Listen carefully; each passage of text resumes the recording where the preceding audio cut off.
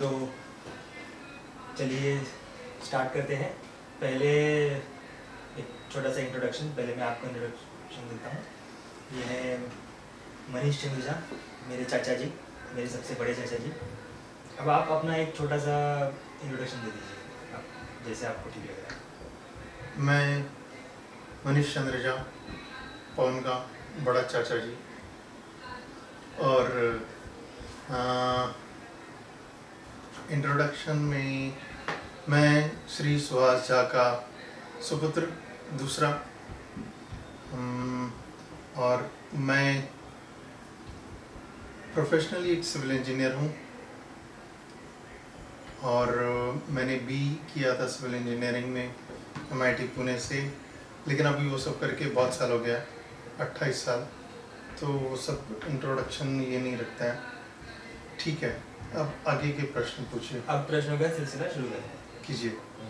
सबसे पहले आपसे पूछना चाहता हूँ कि आपके स्कूल टाइम में आपका फेवरेट टीचर कौन था? फेवरेट टीचर ऐसे कोई नहीं था, क्योंकि मुझे स्कूल जाना ही नहीं अच्छा लगता था। तो स्कूल जाना ही जब अच्छा नहीं लगता तो फेवरेट टीचर क्या होगा? Next question. क्या स्कूल टाइम में दूसरे बच्चों को आप बुली करते थे या उल्टा होता था? मतलब नहीं, आप दमदार बन के रहते थे या कोई जब मैं छोटा था, फर्स्ट स्टैंडर्ड तक, तब तक मुझे ऐसा लगता था कि मैं बहुत ताकतवर था, क्योंकि तभी बजरंगबली और ये सब स्टोरी सुनता था। तो मुझे ऐसा लगता था कि मेरे अंदर बजरंगबली आ गए। तो 4th 5th के बच्चों को मैं जाके उकसाता था और बोलता था कि मेरे साथ कुश्ती लड़ोगे, और जब उन लोग कुश्ती लड़ने आते थे तो मैं भागता था। जरा चाय वाय कुछ हो जाए। हाँ, धन्यवाद।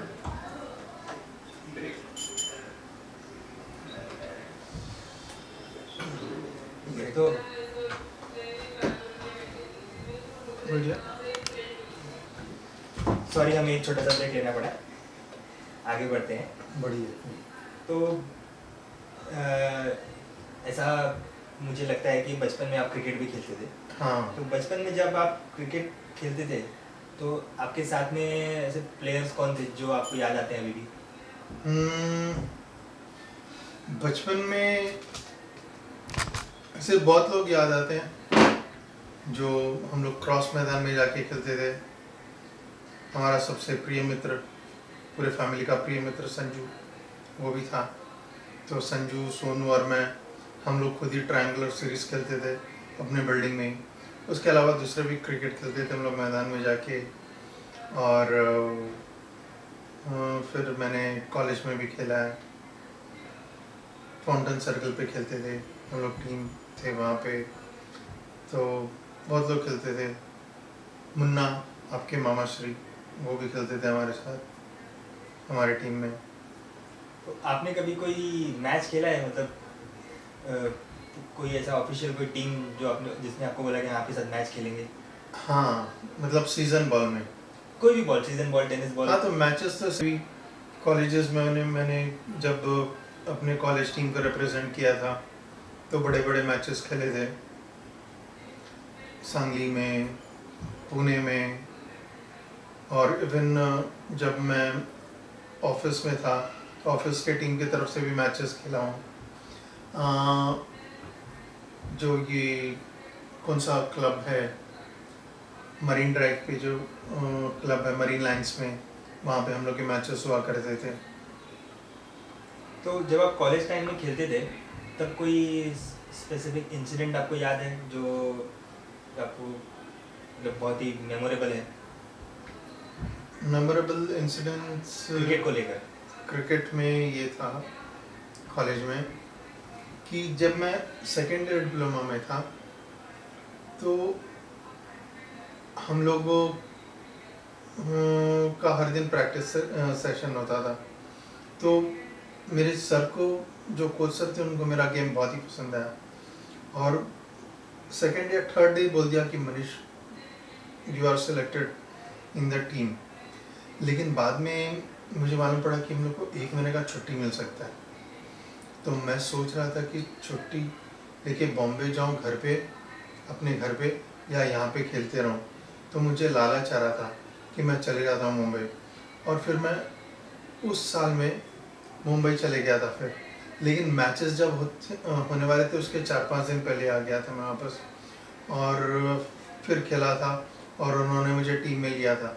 और हम लोग का फर्स्ट मैच ही जो था उसमें मुझे याद है, अभी भी याद है, कि जो अपोजिट टीम थे उन्होंने, हम लोग का 20 ओवर्स का मैच होता था, तो उन्होंने खाली 87 रन्स बनाए थे।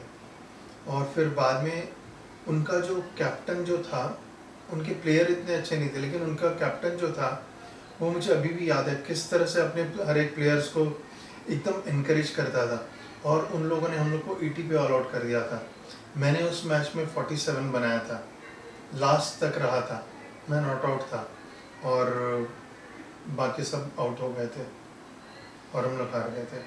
तो बड़ा ही इंटरेस्टिंग इंसिडेंट आपने बताया। अब थोड़ा और आगे बढ़ते हैं। बढ़िया बढ़िया।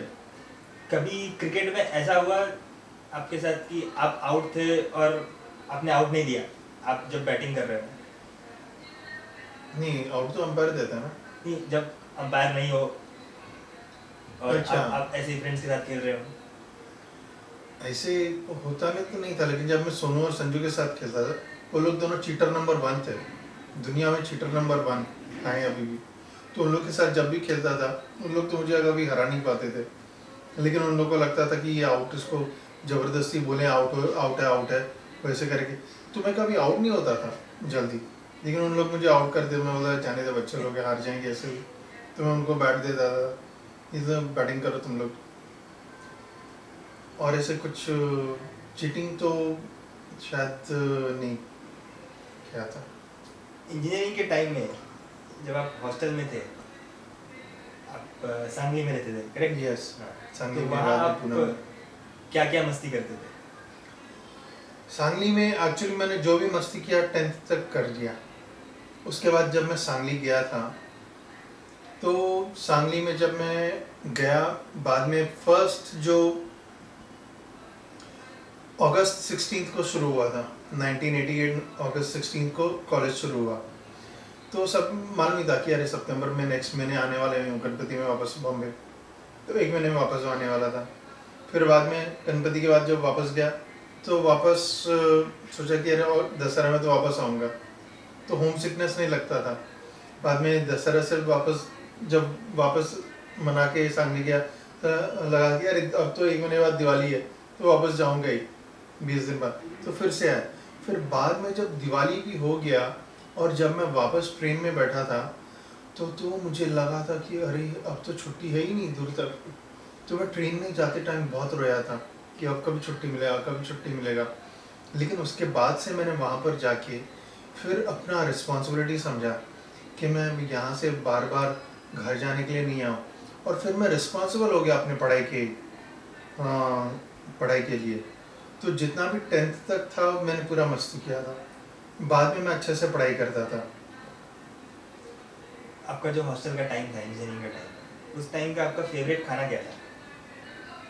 फेवरेट खाना एक्चुअली जब तक 10th तक जब मैं घर में था, तो घर का कोई भी खाना अच्छा नहीं लगता था मुझे। 1-2 सब्जी भी शायद अच्छा नहीं लगता था, हमेशा लगता था कि चिकन खाऊं, ये खाऊं, वो खाऊं। लेकिन जब हॉस्टल में गया तो फिर बाद में सब खाना ही पड़ता था। फिर बाद में मुझे कुछ ऐसे ये नहीं था कि हाँ ये चीज़ ज़्यादा अच्छा, सबको इक्वली ट्रीट किया मैंने हर एक खाने को, और सब खाना मेरा फेवरेट हो गया। कॉलेज के टाइम में आपने कभी मारा मारी किया है या किसी के साथ झगड़ा हुआ है? ऐसा कोई इंसिडेंट आपको याद है? हाँ, नहीं हुआ। कभी भी ऐसा कुछ वली की झगड़ा नहीं? नहीं, क्योंकि कॉलेज में सभी लोग मुझसे अच्छे से फ्रेंडशिप करते थे। जो लोग ऐसे क्लास में रहते भी थे, जो लोग रिपीटर या ऐसे बड़े बड़े जो कि सर जैसे लगते थे, वो लोग भी मुझे अच्छा बच्चे के जैसे ट्रीट करते थे। अच्छा, जब आपकी डॉटर अदिति झा उनका जब बर्थ हुआ तो आपको कैसा लगा? हाँ, मुझे बहुत अच्छा लगा था। बहुत अच्छा लगा था। और मैं तभी जब ही हुआ था बर्थ, तो तभी हाँ, 1-2 दिन पहले मैंने कुछ ऐसे सुना भी था तभी कि बच्चे बदली हो जाते थे, बच्चे बदली हो जाते थे। तो मैं वही डर में था कि ऐसा यहाँ नहीं होना चाहिए। विरार में था हॉस्पिटल, तो जब उन्होंने लाया तो मैं पहले अच्छे से देखने गया कि हाँ हाँ बराबर है ना। तो उसका लिप्स देखा मैंने, तो वो लिप्स एकदम अंजू की तरह था। तो मुझे लगा कि हाँ परफेक्ट ये है। तो मतलब उस टेंशन में था कि पहले सही बच्चा मिले। हाँ, और बाद में बहुत अच्छा लगा मुझे।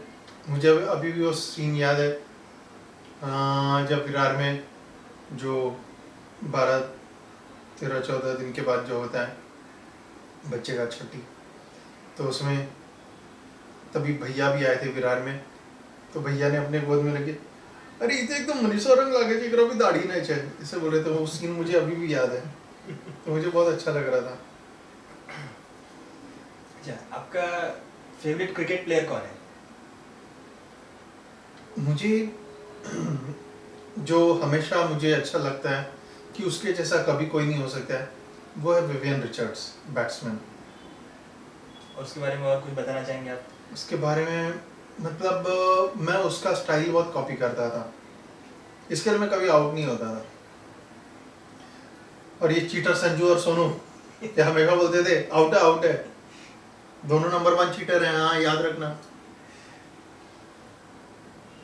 फुटबॉल जो स्पोर्ट है उसके बारे में आपका क्या व्यूज है? फुटबॉल जब भी देखता हूँ तो मुझे ऐसा लगता है कि 11 पागल लोग इधर से इधर भागते हैं कि हाँ अब तो मारी दूंगा, अब तो मारी दूंगा, अब तो मारी दूंगा। और बाद में वापस दूसरे साइड से वो लोग बोलते नहीं मत मारना, और वो लोग लेके आते हाँ अब तो हम लोग मारी देंगे, हम लोग मारी देंगे। तो फुटबॉल 2-1.5 घंटे में खाली इधर उधर होता रहता है। एक बार किसी को चांस मिलता है तो कुछ गोल में चले जाता है, वो भी बहुत बार गोलकीपर की गलती से ही। अच्छा, तो इंडिया में आपका फेवरेट जगह कौन सा है? इंडिया में मेरा फेवरेट जगह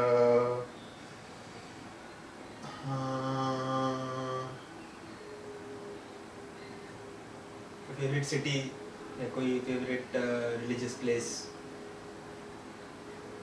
हाँ, ऋषिकेश। आप तो वहाँ के बारे में कुछ बताइए। गंगा नदी के किनारे, और इतना अच्छा वातावरण, इतना अच्छा, ऐसे लगता है कि ये स्वर्ग ही है। वहाँ पर लक्ष्मण झूला, राम झूला, तो मुझे वो जगह बहुत ही अच्छा लगा था। बहुत, अभी तक जहाँ जो भी गया हूँ मैं, बेस्ट जगह। आप इंडिया के बाहर भी घूमने गए हुए हैं, तो वहाँ के कंपैरिजन में अगर आप इंडिया को कंपेयर करेंगे तो उसके बारे में आपका क्या व्यूज़ है? व्यूज़ ये है कि इंडिया इज़ द बेस्ट, सब चीज़ रीच में है। अगर खाना है कुछ तो तुरंत कुछ मिल जाता है, जबकि फॉरेन में ऐसा नहीं होता है। बहुत, जैसे दुबई में भी गया हूँ, मतलब जो इंडिया में जो है स्ट्रीट फूड और सब जगह चाय वाय, तो मतलब पेट पूजा के लिए हमेशा सब कुछ अवेलेबल रहता है। आप पहले रहते थे फोर्ट में, फिर वहाँ से आप आइरोली शिफ्ट हुए, तो आपने आइरोली शिफ्ट करने के बारे में कैसे डिसाइड किया? नहीं, फोर्ट में नहीं, वो तो ऐसे ही लग रहा था कि जब फैमिली हो जाएगा तो फिर तो घर एक अच्छा होना ही चाहिए। तो आपने आइरोली कैसे डिसाइड किया कि आइरोली जाएंगे? क्योंकि पहले ही पापा ले लिए थे यहाँ पे, और बाद में हम लोग को भी यहाँ ही मिला। तो फोर्ट में आइरोली से बेटर क्या था जो आइरोली में नहीं है? मुझे तो ऐसा कुछ भी नहीं लगता। तो आप मानते खाली हैं ऑफिस इधर नहीं है, उधर ऑफिस के लिए इधर से जाना पड़ता है दूर, लेकिन वो तो कहीं से भी दूर जाना ही पड़ेगा। तो फोर्ट में जो जगह है वो रहने के लिए रेसिडेंशियल के लिए उतना ठीक नहीं है। उसके लिए एरोली जैसा शांत जगह अच्छा है। अब मैं आपको कुछ अलग टाइप के क्वेश्चंस पूछूंगा। ओ पूछो। मैं कुछ लोगों का नाम लूंगा, आप हाँ। उनके बारे में कुछ 2-3 अच्छे बात जो आपको लगते हैं वो बताइए। सबसे पहले अनु चाचा, जो विनायक झा, जो मेरे सबसे छोटे चाचा जी हैं, उनके बारे में आपको सबसे अच्छा क्या लगता है? 2-3 बात। अच्छे बात ही बोलना है खाली। हाँ। अच्छे बात मतलब पेशेंस है उसमें, अच्छे से समझाता है और केयरिंग है, हाँ रिस्पॉन्सिबल है। खाली अच्छे बात ही बोलना है क्या? हाँ, तो फिर ये सब वो नेक्स्ट वीडियो में दूसरी बातें बोल। और नेक्स्ट वीडियो कब आएगा? वो देखा जाएगा। जरा जल्दी देखना। अब दूसरा है सोनू चाचा, जो मेरे दूसरे चाचा जी हैं, उनके बारे में बताइए। महान पुरुष। कुछ डिटेल्स शांत, सुशील, शांत, पेशेंस वाला, बहुत ही रिस्पॉन्सिबिलिटी लेने वाला, हर एक काम को अच्छे से, मतलब उसको कोई भी चीज़ का रिस्पॉन्सिबिलिटी लेने के लिए तैयार रहता है और रिस्पॉन्सिबिलिटी को रिस्पॉन्सिबल होके रिस्पॉन्सिबिलिटी निभाता है। अब नेक्स्ट है मेरे पिताजी अशोक झा, आपके बड़े भाई। हाँ एक्चुअली जब मैं छोटा बच्चा था तो वही मेरे हीरो थे। सब कुछ उनको ही देख के मैं सीखा। वो सीटी बजाते थे तो मुझे हाँ ऐसा सीटी बजाना चाहिए। वो गाना गाते थे तो मुझे गाने में भी इंटरेस्ट आ गया। और फिर बाद में हाँ केयरिंग और ये सब तो है ही, जो बाकी सब में भी है। और क्या है,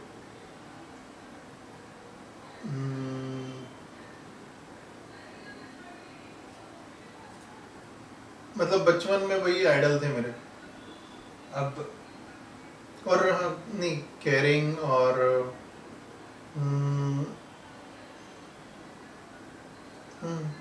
अब आप बताइए मेरी दादी मनोरमा झा के बारे में, आपकी माता जी।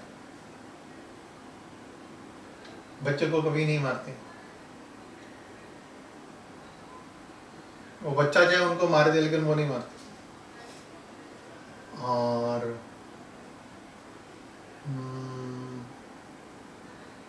और क्या क्या होना है, और क्या क्या है, अच्छा ही में ना अच्छे से बात करते हैं, एकदम सॉफ्ट।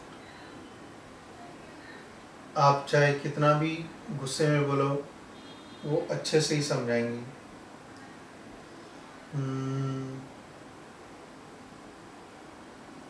मतलब आप कितना भी क्रोधित हो वो समझ जाते हैं कि सामने वाला क्रोधित है ये है, लेकिन वो किसी तरह से अपने बात से उसको शांत कर देती है। बेटा बेटा बेटा बेटा बोल के। अब आपके पिताजी श्री सुभाष चंद्र झा, उनमें मैं बहुत बार जब काम करता था तो सोचता था कि पापा जी जैसे मैनेजमेंट कैपेबिलिटीज होना चाहिए।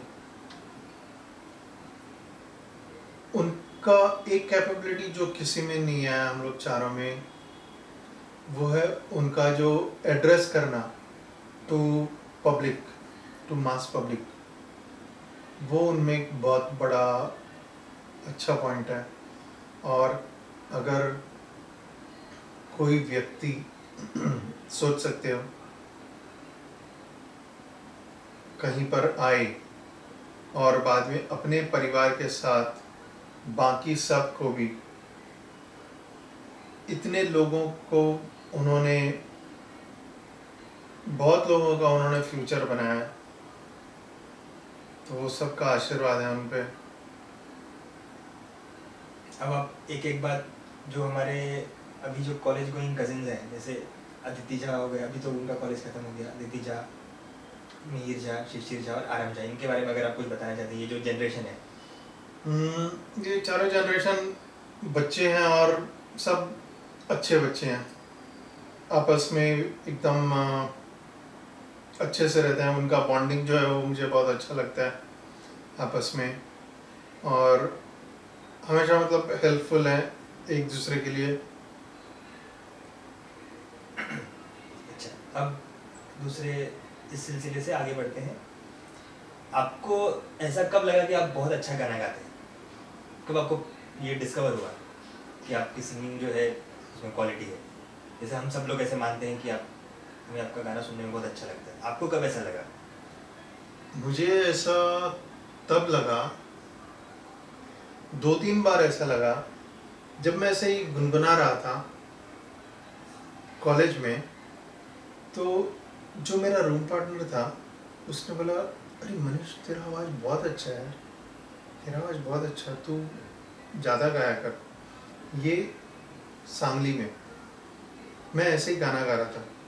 फिर हाँ, तो तभी मुझे ऐसा लगने लगा। और मुन्नी मुन्नी ने एक बार बोला था, मुन्नी, हम लोग तो बचपन से साथ में ही थे, साथ में ही बड़े हुए, मुन्नी, नीरू, सोनू, मैं। तो मुन्नी ऐसे एक बार हम लोग जब गांव में थे भैया के शादी में, तो ऐसे ही सब लोग बोल रहे थे कि कोई गाना गावा गाना गावा। तो मुन्नी ने बोला कि मनीषा ने अच्छा गा। तो मुझे ऐसा लगा, अरे तुम्हारा भी मालूम नहीं, इतना क्या ना मालूम था। तो फिर मुन्नी ने एक गाना मुझे लिख के भी दिया था शायद, है मुबारक आज का दिन, रात है आई है सुहानी। हाँ, तो तभी मुझे लगा कि अरे हाँ, मतलब मेरे लिए स्पेक्टेटर हैं लोग, मतलब मेरे गाने को नोटिस करते हैं। आपका फेवरेट सॉन्ग कौन सा है? फेवरेट सॉन्ग तो हैं, लेकिन फेवरेट में भी फेवरेट जो है वो है, रंगीला रे तेरे मन में यूं रंगा है मेरा रंग, ओ छलिया रे, लता मंगेशकर का। और मैंने ये ऑब्जर्व किया कि लता मंगेशकर के गाने सब जो हैं वो किशोर कुमार, मोहम्मद रफ़ी, मुकेश, सभी के गाने से उनका गाने का लेवल बहुत ही सुपीरियर है। आप अभी तक आपके लाइफ में जो आपने अभी तक बेस्ट डिश खाया है, वो कहाँ खाया है और कौन सा डिश है? देखो क्या होता है ना, जब आदमी, जब कोई बच्चा होता है ना, तो उसको हर एक चीज़ का टेस्ट नहीं मालूम होता।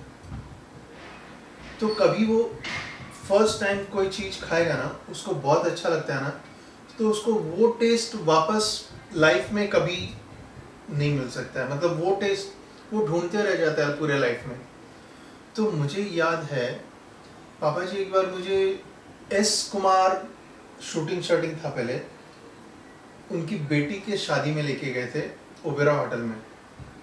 तो वहाँ पर मैंने मटर पनीर खाया था, तो शायद लाइफ में फर्स्ट टाइम ही खाया होगा। और उसका टेस्ट आज भी अगर मैं याद करूँ तो है, और उसका जैसा टेस्ट, मतलब बहुत अच्छा टेस्ट था। तो वो एक मेमोरी है कि हाँ, फर्स्ट टेस्ट जो मैंने टेस्ट किया था। आपने अपना हेयर स्टाइल कभी चेंज नहीं किया? जब से देखा है बचपन से, आपका हेयर स्टाइल वैसा ही है, सेम है? नहीं, इसके बारे में आप कुछ बताना चाहेंगे? या मेरा आपको हेयर लग रहा है स्टाइल कि क्या मेरा था ना, व्यू अलग है? जब मैं पहले मैं बीच में पार्टीशन करता था, बाद में साइड में पार्टीशन करने लगा, तो चेंज किया है। लेकिन हाँ, चेंज ज़्यादा नहीं किया है? आपके आप या आपके होश में आने के पहले चेंज कर दिया। तो उसके बाद आपने मतलब 30 ईयर्स तक कोई चेंजेस नहीं हाँ, क्योंकि ऐसे ही बाल सर पे कम है, तो और कोई स्टाइल करने के लिए है ही नहीं। स्टाइल कर ही नहीं सकता हूँ। जैसे कि आपने बताया कि बचपन में आप अपने ब्रदर्स और कजिन्स के साथ काफ़ी खेलते थे, तो उसमें आपका फेवरेट मेमोरी कौन सा है? फेवरेट मेमोरी जो है मेरा,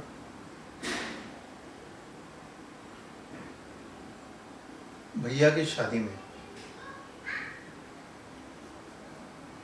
या भैया की शादी थी 1987 में। 86 में जब गांव गया था, तो फर्स्ट टाइम मुझे ऐसा लगा कि मतलब 12 स्टेशन पे खेलता था, और हम लोग का एक टीम था, सोनू और जो कजन्स हैं वहाँ के, संजय लोग, और मुन्ना, और उनके टीम में पम्मी, कुकू, नन्ही।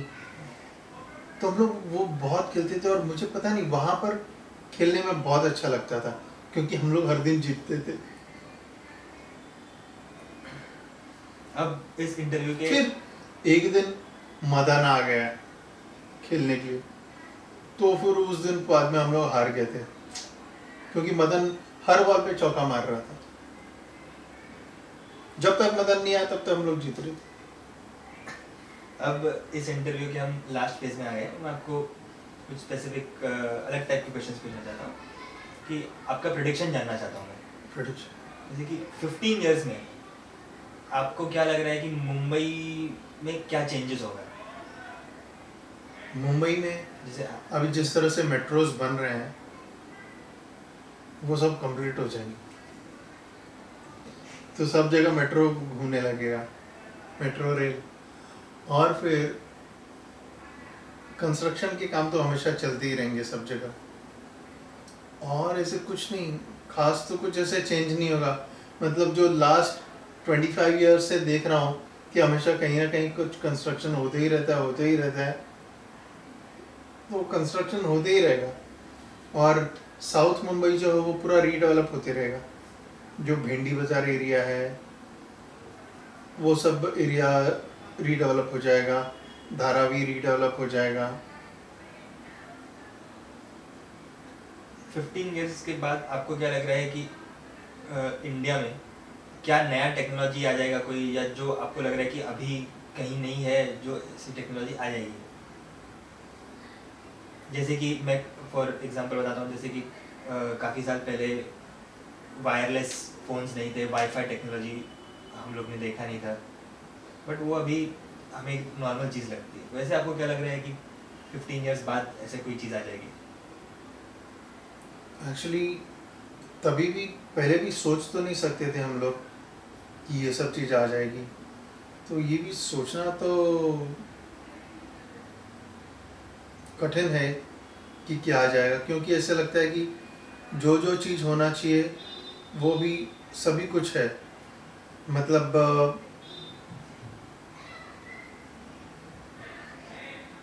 दूसरा टेक्नोलॉजीज में तो बहुत कुछ आ गया है अब, और इसमें ऐसे ही आप एक कुछ ऐसा प्रेडिक्शन करिए जो हम फिर 15 साल बाद वापस दोहरा के इस चीज़ को देख पाए कि ये आपका प्रेडिक्शन सही हुआ या नहीं। अच्छा,